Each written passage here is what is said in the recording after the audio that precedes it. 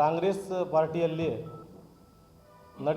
ನಡೀತಕ್ಕಂತಹ ಒಂದು ಬೆಳವಣಿಗೆ ಏನೈತೆ ಅಂತಂದರೆ ಮುಸ್ಲಿಂ ನಾಯಕರಿಗೆ ಷಡ್ಯಂತ್ರ ಮಾಡಿ ಮುಸ್ಲಿಂ ನಾಯಕರನ್ನು ತುಳಿಯುವ ಪ್ರಯತ್ನ ನಡೀತಾ ಇದೆ.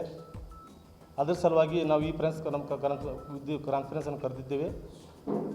ನಮ್ಮ ಪಕ್ಷದಲ್ಲಿ ಕಾಂಗ್ರೆಸ್ ಪಕ್ಷದಲ್ಲಿ ಜಮೀರ್ ಅಹಮದ್ ಸಾಹೇಬರು ಒಬ್ಬ ಪ್ರಶ್ನಾತೀತ ನಾಯಕ, ಸರ್ವ ಜನಾಂಗದ ನಾಯಕರವರು.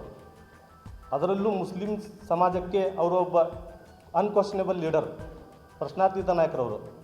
ಈ ಬೇರೆ ನಾಯಕರು ತಾವು ಸೋಕಾಲ್ಡ್ ನಾವು ಮುಸ್ಲಿಂ ನಾಯಕರು ಅಂತೇಳಿ ಹೇಳ್ಕೊಂಥವ್ರು ಅವರ ಒಂದು ಷಡ್ಯಂತ್ರದ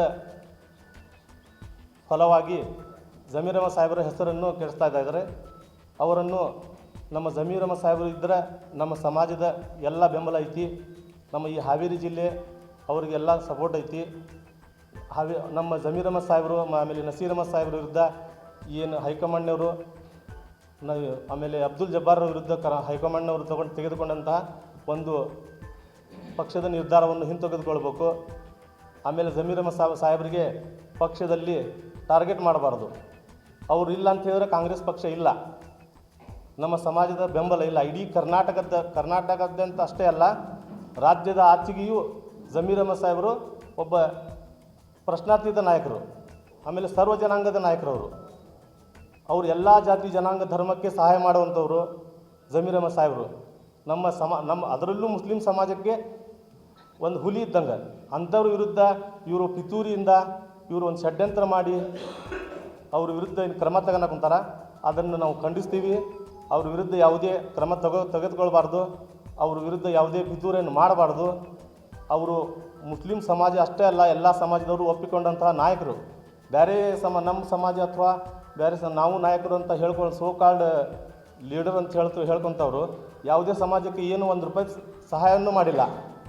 ನಮ್ಮ ಜಮೀರ್ ಅಹಮದ್ ಸಾಹೇಬರು ಎಲ್ಲ ಜಾತಿ ಜನಾಂಗಕ್ಕೂ ಸಹಾಯ ಮಾಡಿ ಅವರು ಜನರಿಂದ ಬೆಳೆದಂತಹ ನಾಯಕರವರು. ಅವರೇ ನಾಯಕರಂತ ಹೇಳ್ಕೊಂಡು ನಾವು ಜನ ಒಪ್ಕೊಂಡಿವಿ, ಅವರಿಗೆ ಎಲ್ಲ ಸಮಾಜದವರು ಒಪ್ಕೊಂಡಾರ. ಅಂಥ ನಾಯಕರ ವಿರುದ್ಧ ಇವರು ಪಿತೂರಿ ಮಾಡಾಕಂತಾರ. ನಾವು ಕಾಂಗ್ರೆಸ್ ಹೈಕಮಾಂಡ್ಗೆ ಒಂದು ಎಚ್ಚರಿಕೆಯನ್ನು ಕೊಡ್ತಾ ಇದ್ದೀವಿ. ನಮ್ಮ ಹಾವೇರಿ ಜಿಲ್ಲೆಯಿಂದ ಅವ್ರ ವಿರುದ್ಧ ಪಿತೂರಿಯನ್ನು ಮಾಡೋದನ್ನು ಬಿಡಬೇಕು.